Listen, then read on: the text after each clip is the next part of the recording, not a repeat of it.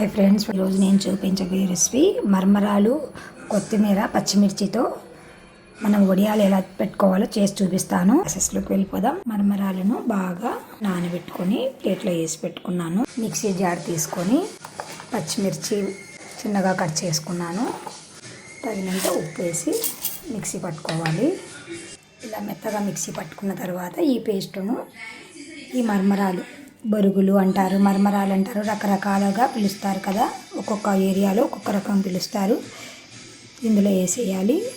పచ్చిమిర్చి పేస్ట్ తీసాక కొత్తిమీరను మిక్సీ జార్లో వేసుకొని పేస్ట్ లాగా చేసుకోవాలి.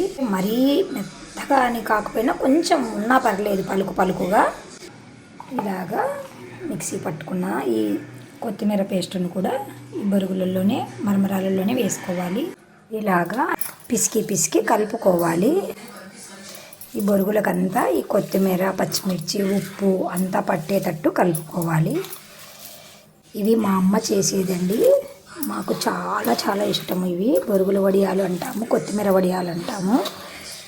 ఈరోజు ఎందుకో నాకు చేయాలనిపించి చేస్తున్నాను.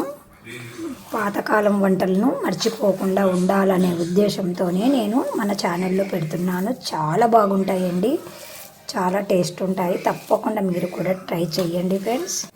కొంచెం ఇట్లా నొక్కి కలిపితే కొంచెం బాగా మెత్తగా అవుతాయి, బాగుంటాయి.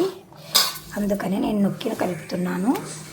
ఇలాగా ఈ కలిపిన మిశ్రమాన్ని ఇలా చిన్న చిన్న ఉండలుగా చేసుకొని మనము 3 days 4 days బాగా ఎండనివ్వాలండి. ఎండలో పెట్టుకోవాలి. ఇప్పుడు ఎండ బాగా ఉంది కాబట్టి నేను పెడుతున్నాను. చాలా టేస్టీగా ఉంటాయండి, చాలా చాలా బాగుంటాయి. ఎండిన తర్వాత నూనె బాగా కాగాలండి. కాగిన తర్వాతనే వేయించుకోవాలి. ఇలా చిన్నగా ఇట్లా నొక్కి కూడా పెట్టుకోవచ్చు, మన ఇష్టము. ఇట్లా నేనైతే రౌండ్గానే పెడతాను. చాలా సింపుల్గా, చాలా ఈజీగా మనము కొత్తిమీరను ఇలాగా వడియాల్లాగా పెట్టుకున్నామంటే కొత్తిమీర తినని వాళ్ళు కూడా ఈ వడియాలు తింటారండి. ఖచ్చితంగా మీరు కూడా ట్రై చేసి మీకు ఎలా వచ్చాయో మాకు కామెంట్ రూపంలో తెలియచేయండి ఫ్రెండ్స్.